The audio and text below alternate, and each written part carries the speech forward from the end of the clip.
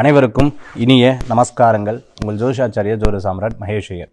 முக்கியமான ஒரு நபர் எனக்கு கேட்ட கேள்வி, ஒரு கம்பெனிக்கு சிம்பிள், அந்த சிம்பிள் இருக்குது பார்த்தீங்களா, சிம்பிள் ரொம்ப முக்கியம் அப்படின்னு இருந்தால், இப்போ ட்ரேட்மார்க் வாங்கணும், டிஎம் வாங்கணும், ரெஜிஸ்டர் பண்ணணும், அப்போ சிம்பிள் கண்டிப்பாக முக்கியம். அந்த சிம்பிள் ஒரு பெரிய மாற்றத்தை ஏற்படுத்துமா அப்படின்னு கேட்டிங்கன்னா, எஸ், சிம்பிள் ஒரு பெரிய மாற்றத்தை உங்களுக்கு கொண்டு கொடுக்கும். உதாரணமாக பார்த்துட்டிங்கன்னா, நாம் நம்மளுடைய தாய்நாடு இந்தியா அப்படின்னு எடுத்துட்டோம்னா, நம்மளுக்கு ஒரு ஃப்ளாக் இருக்குது. இந்த ஃப்ளாகுக்கு பின்னாடி என்ன இருக்காங்கன்னா, இத்தனை கோடான கோடி ஜனங்கள் இருக்காங்க அப்படிங்கிறது நமக்கு தெரியுது. அதே மாதிரி பார்த்திங்கன்னா, ஒவ்வொரு நாட்டுக்கும் இந்த மாதிரி குறியீடுகள் அப்படிங்கிறது இருந்து கொண்டு இருக்குது. ஓம் அப்படின்னு ஒரு வீட்டுக்கு முன்னாடி போடுறாங்க. நான் நிறையா நிகழ்ச்சிகள் அது சொல்லியிருக்கேன். ஓம் அப்படின்னு வீட்டுக்கு முன்னாடி போட்டிருப்பாங்க. அது நம்மளுடைய கலாச்சாரத்தின் ஒரு அற்புதமான மந்திரத்தின் ஒரு வெளிப்பாடு.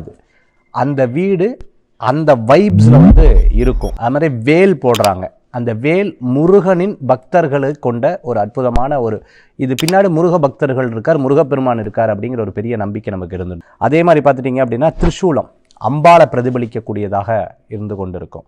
அதே மாதிரி திருநாமம் நீங்கள் பார்த்தீங்கன்னா நாராயணரை வெளிப்படுத்தக்கூடியதாக இருந்துருக்கும்.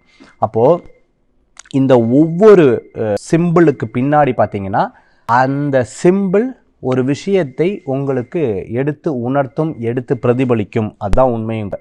அந்த மாதிரி உங்களுடைய கம்பெனி, உங்களுடைய வீடுகளில், நான் பொதுவாக பார்த்தீங்கன்னா வீடுகளில் தான் மெயினாக சொல்லுவேன், கதவுகளில் அந்த சிம்பிள் போடுங்க. ஏன்னா இதற்கு பின்னாடி அந்த இறைவனுடைய கட்டுப்பாட்டில் அது இருக்குது அப்படிங்கிறதை தெரிந்து கொள்ள முடியாது. அதனால தான் வீட்டுக்கு முன்னாடி வேல் வைங்க. வீட்டுக்கு முன்னாடி வேல் என்ற இதை வைங்க. நான் பண்ணியிருக்கேன். ஆக்சுவலி வீட்டுக்கு முன்னாடி பார்த்தீங்கன்னா ஓம்ங்கிற அந்த எழுத்து இருக்கட்டும். இன்றைக்கும் கோயிலில் பார்த்துட்டிங்கன்னா, அல்லது வீட்டில் கிரகப்பிரவேசம் பண்ணும்போது அந்த செவுத்தில் ஸ்வஸ்திக் அப்படி இல்லைன்னா ஓம்ங்கிற விஷயத்தை மஞ்சள் எழுதுவாங்க. இன்றைக்கும் கோவை போன்ற மாவட்டங்களில், ஏன் இன்னும் நிறைய இடங்களில் பார்த்திங்கன்னா புது கணக்கு எழுதுவாங்க. அந்த புது கணக்கு எழுதும்போது லாபம்னு போட்டு ஓம் அப்படிங்கிறத போடுவாங்க.